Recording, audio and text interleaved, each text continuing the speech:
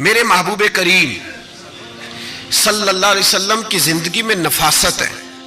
حضور نے لوگوں کو شرمندہ کرنا پسند نہیں کیا. ایک شخص حضور کے گھر میں مہمان آیا رات کے وقت میں. اس نے کہا میں نبی پاک صلی اللہ علیہ وسلم کے آپ نے سنا ہوا ہے کہ اتنا زیادہ گھر کے اندر گنجائش نہیں تھی رہنے کی. حضور کئی دفعہ مسجد میں ٹھہراتے تھے یا مہمانوں کو صحابہ میں بانٹ دیتے تھے. وہ کہنے لگا میں نے آپ کے گھر میں ہی قیام کرنا ہے. فرمایا ٹھیک ہے آ جاؤ. صحابہ کہتے ہیں جتنا بھی 4-5 بکریوں کا دودھ سارے اہل خانہ استعمال کرتے تھے، محبوب کا سارا گھرانہ وہ سارا کٹھا ہی اکیلا ہی دودھ پی گیا. سارا جتنا کھانا تھا اکیلا ہی کھا گیا. رات کو اسے چارپائی پہ سلایا گیا تو کھا اتنا چکا تھا کہ اس کا پیشاب حضور کے بستر پر ہی نکل گیا. وہ جب آلودہ ہوا تو شرمندہ ہوا، اٹھ کے بھاگ گیا. کسی نے دیکھ لیا تو کیا بنے گا. کہتا ہے میں جب کنویں پہ گیا، جا کے میں نے غسل کیا، کپڑے دھوئے تو خیال آیا میری تو سونے کی انگوٹھی رہ گئی ہے وہاں. اب طبیعت اجازت نہیں دیتی تھی کہ وہاں لوگ کٹھے ہو گئے ہوں گے. یہاں نماز کے دوران اگر کسی کا موبائل بج جائے نا تو پکے نمازی، ناراض تو نہیں ہو جائیں گے آپ لوگ، جو زیادہ پکے نمازی پکے ان سے نہیں معافی ملتی. وہ جو کچا پکا ہے بیچارہ وہ شاید کسی وقت معافی دے دے، پکے نمازی نہیں معافی دیتے. کہتے تیرا بج کیسے گیا، تو نے سمجھا ہی نہیں. مجھے ایک شخص نے نا ویڈیو دکھائی، کہنے لگا جی تسی بڑی وکالت کر دیا مولویاں دا حال ویکھو. میں ڈر رہا تھا، میں نے کہا پتہ نہیں اب کیا نکلے گا. کہتے میں نے خود ریکارڈ کی ہے. تو میں نے کہا دکھاؤ.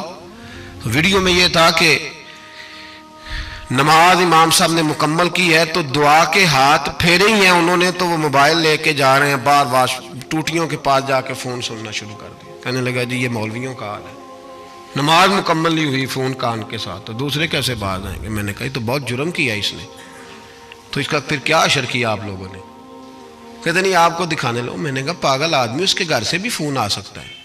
کہنے لگا نہیں گھر تو مسجد میں ہی ہے، وہاں سے کیسے فون آئے گا. تو میں نے کہا اصل میں تجھے پتہ نہیں، ہو سکتا ہے اس کی بہن نے فون کیا ہو کہ خامن نے 2 تھپڑ مار کے باہر نکال دی ہے.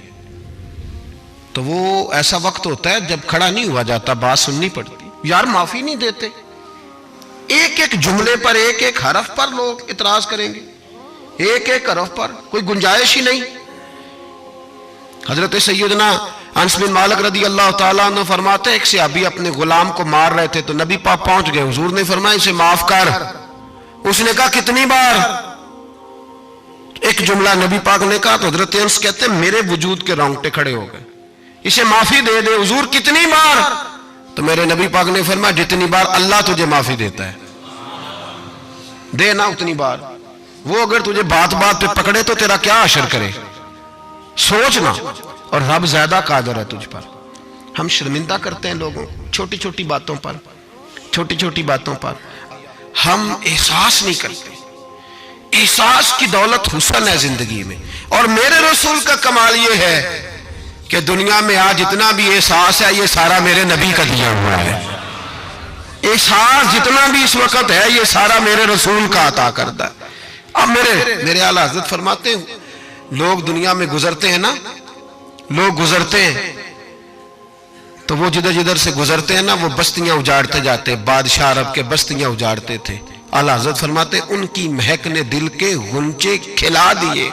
وہ جو جس راہ چل دیے ہیں کوچے بسا دیے ہیں، بس جب آ گئی ہیں جوش رحمت پہ ان کی نظریں جلتے بجھا دیے ہیں، روتے ہنسا دیے.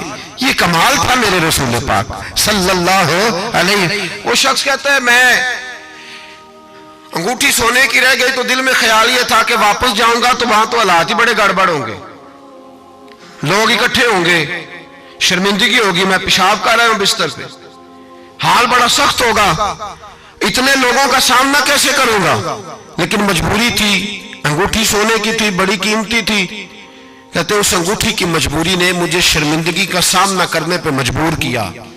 اور جب میں آ کے حضور کے کمرے کے باہر کھڑا ہوا تو وہاں تو کوئی بھی نہیں تھا. اللہ کے رسول نے بالٹی میں پانی رکھا ہوا تھا اور میرے پیشاب پر پانی بہا رہے تھے. خود رسول پاک فرماتے ہیں حضور پانی بہا رہے تھے اور جب میری طرف دیکھا تو محبوب نے مسکرا کے فرمایا غسل کر لیا آپ نے؟ آپ کو تکلیف ہوئی جب انسان کا معدہ کمزور ہو تو ایسی چیزیں ہو جاتی ہیں، فکر نہ کریں، بیٹھے میں ناشتہ لاتا ہوں۔ کہتے ہیں حضور کے جملے تھے کہ طوفان تھا، وہ حضور کی گفتگو تھی کہ میرے اندر کی ہر چیز بجھاتی جا رہی تھی۔ تیری پہلی نظر کا وار توبہ، دل اب تک دعائیں دے رہا ہے۔ فرماتے ہیں وہ جملے تھے کہ سکتہ کر گئے، تزکیہ کر گئے، تصفیہ باطن کر گئے۔ محبوب یہ کہہ کہ گزرنے لگے تو میں نے بازو تھام لیا، میں نے کہا محبوبہ میں زیادہ پڑھا لکھا تو نہیں، سیانا تو نہیں، زیادہ کھانے والا موٹا تازہ آدمی ہوں، حضور میں کوئی انالیسز نہیں کر سکتا، تجزیہ نگار نہیں، باریک نہیں، پر میرا موٹا دماغ بھی مان گیا ہے کہ آپ واقعی اللہ کے سچے رسول ہیں۔ میرا موٹا دماغ بھی مان گیا ہے کہ آپ واقعی اللہ کے۔ وہ گھر گیا اور قبیلے کے ایک بندے کے پاس گیا۔ حضرت انس بن مالک کہتے ہیں جب واپس آیا تو 500 آدمی ساتھ تھا۔ کہنے لگا سونیا میں اکیلا نہیں آیا، ساری برادری سارا قبیلہ لایا ہوں اور سب کو میں نے بتایا ہے کہ دنیا میں جسے میں دیکھ کے آیا ہوں ایسا تم نے کبھی نہیں دیکھا ہوگا، جس کی میں زیارت کر کے آیا ہوں ایسا نہیں تم نے دیکھا ہوگا۔ تو محبوبہ ہم سارے آئے ہیں، پڑھائے کلمہ، ہم بھی آپ کے غلام بننا چاہتے ہیں۔ ہم شرمندہ کر کے بڑے راضی ہوتے ہیں، بڑے راضی، لوگ معافیاں مانگ رہے ہیں، منتیں کر رہے ہیں، جناب غلطی ہو گیا تو ہوئی کیوں؟ میں تو ایسا ہوں، میں نے تو کبھی نہیں کی، میری مثال دیکھ لو، میں تو، لوگ فوراً دلائل دیں گے۔ او بھائی کسی کو شرمندہ کر کے تجھے کیا ملے گا؟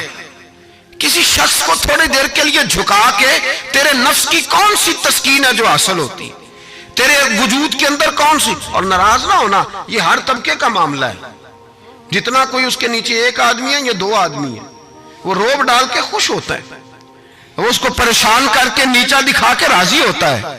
میرے رسول دنیا میں لوگوں کو نیچا دکھانے نہیں آئے، عزتیں عطا کرنے آئے، حضور بلندیاں دینے آئے، نبی پاک نے وقار دیا۔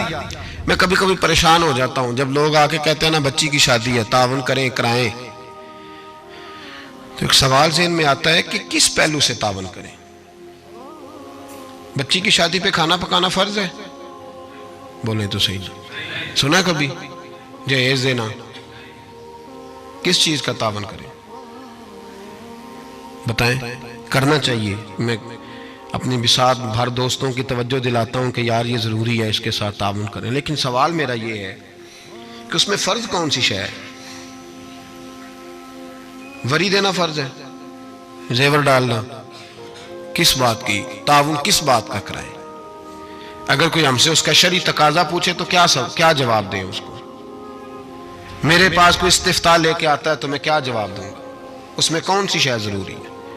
پھر اگر آپ ناراض نہ ہوں تو فکرہ کہہ جاؤں، دل کرتا ہے بچی والوں سے تعاون نہ کرے، بیٹے والے جو غریب مسکین جہیز کے پیچھے بھاگ